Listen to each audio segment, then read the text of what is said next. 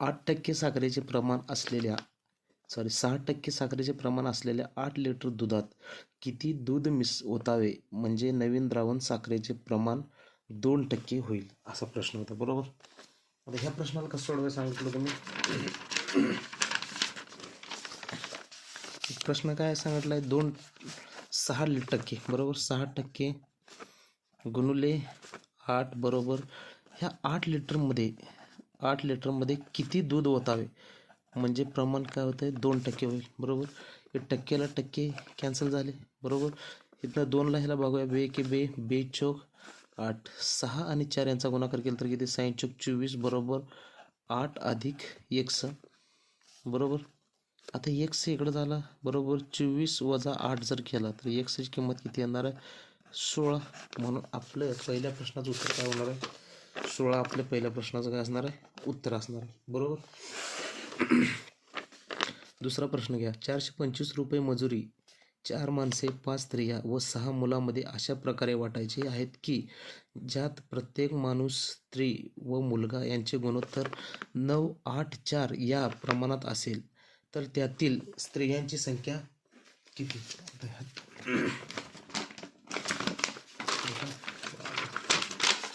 हां, काय सांगितलं याच्यामध्ये, मजुरी कोणाकोणामध्ये, माणसे, परत कोण आहेत, स्त्रिया, परत मुलगा. बरोबर. यांचे प्रमाण किती आहे, पहिल्यांदा किती माणसं आहे ती, 4 माणसे, परत 5 स्त्रिया आणि 6 मुलामध्ये असं वाटायचं. बरोबर. आता हे वाटलेलं प्रमाण त्यांच्या गुणोत्तर किती आहे त्यांचं, 9, परत 8 आणि 4 प्रमाणात गुणोत्तर आहे. बरोबर. आता यांचे जर मी गुणाकार केला तर किती येते, 9 चौक 36, 8 पंचे 40, 6 चौक 24.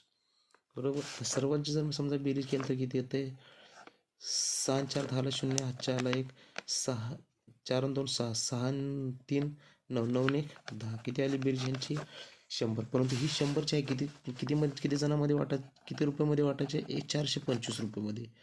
100ने भागा किती आलं, 4.25. बरोबर. तर प्रश्नामध्ये आपल्याला काय विचारले, तर प्रमाणात असेल तर त्यातील स्त्रियांचा वाटा किती. बरोबर. स्त्रियांचा वाटा, आता ह्याच्यामध्ये स्त्रियांचा वाटा, स्त्री किती वाटांचा, 40. म्हणून 4.25 गुणुले 40 केलं तर याचं उत्तर किती येते, 170 उत्तर येईल. म्हणून ह्या प्रश्नाचं उत्तर किती आलं, प्रश्न क्रमांक 2, उत्तर 2. 5 गायी व 4 म्हशी यांची किंमत सारखी आहे तर 3 गायी व 5 म्हशीची किंमत एकूण 18,500 रुपये आहे तर प्रत्येक गायीची किंमत किती. बरोबर. आता ह्या प्रकारचा प्रश्न होता. ह्या प्रकारच्या प्रश्नामध्ये काय सांगितलं होतं, 5 गायी. बरोबर. 5 गायीची किंमत कोणासोबत आहे, 4 म्हशीसोबत आहे. बरोबर. तर गायी आणि म्हशी यांचं जर मी प्रमाण काढलं तर किती येणार आहे, 4/5 यांचं प्रमाण येणार. बरोबर. आता गणितामध्ये सांगितले तर बरोबर किती झाले आहे, 4/5 गाई आणि म्हशी. बरोबर. 4 त्यांची प्रमाण सारखी किंमत आहे तर 3 गाई व 5 म्हशी यांची किंमत किती आहे. समजा यांचा गुणाकार केला किती, 4 त्रिकोण 12 यांची केली तर 5 5 25. समजा ह्या दोन्हीची बेरीज केली तर किती आली, 37. ह्या दोन्हीची किंमत 37 नाही तर किती सांगितलंय, 18,500 भागिले 37 केलं तर किती येणार आहे, 37 7 5 35. मग 37 5 येईल का, 37 5 केलं तर किती येते, 500. तर गणितात सांगितलं की प्रत्येक गायीची किंमत किती, 500 गुणिले गायीची किंमत किती येतं, प्रत्येक गायीची किंमत किती सांगितली, गायीची किंमत 4. म्हणून गुणिले 4 केलं तर किती येते, 5 20 वरचे आणि वरचे 2 शून्य दिले किती आलं, 2000. म्हणजे यांची उत्तर आपलं किती येणार आहे, 2000.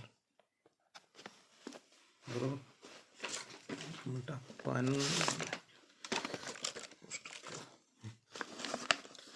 ए व बी या दोन धातूच्या गोळ्यात सोने व तांबे यांचे प्रमाण अनुक्रमे 7 तास 2 व 7 तास 11 आहे. हे दोन्ही गोळे एकत्र करून सी हा गोळा बनवला तर सी गोळ्यात सोने व तांबे यांचे गुणोत्तर किती? असा प्रश्न आहे. बरोबर. आता काय तांबे काय हां सोने आणि तांबे, सोने आणि परत काय तांबे दोन प्रमाणात यांचं प्रमाण कशामध्ये मिळवायचं? 7 तास 2 7 आणि 2 मिळवलं असतं. परत ते दोन्ही कशामध्ये मिळवायचे? 7 आणि 11 मिळवायचे. बरोबर. अशा टाईपचा प्रश्नाला तर काय करायचं? प्रमाण आपल्याला काय म्हणते त्यांचं समान झालं पाहिजे. आता समजा मी हे दोन्हीची बेरीज केली किती आली? दोन्हीची बेरीज केली 9. ह्या दोन्हीची बेरीज केली किती आली? 18. ह्या दोन्हीचा जर मी लसावी घेतला तर किती येतं? दोन्हीचा लसावी 18 आला. बरोबर. 9ला कितीने गुणावं म्हणजे 18 होतं? 2ने. 18ला 1ने. तसंच आता ह्या सर्व संख्येला आतल्या 2ने गुणावं आणि ह्याला 1ने गुणला. बरोबर. किती आलं? 7 2 14. परत इथं 2 2 4. इथं किती येणार? 7ला 7 आहे तसंच आणि 11 आहे की 11. बरोबर. समजा आता ह्यांची जर बेरीज केली तर किती येते? 7 आणि 4 11ला 1 4 21. ह्यांची बेरीज किती आली? 15. 3च्या पाड्यात आता रेशिओ तोडा यांचा. 3च्या पाड्यातले आहे 3 7 21 आणि 3 5 15. म्हणजे आपलं उत्तर किती येणार आहे? 7 तास 5. ऑप्शनमध्ये आहे का 7 तास 5? आहे 7 तास 5.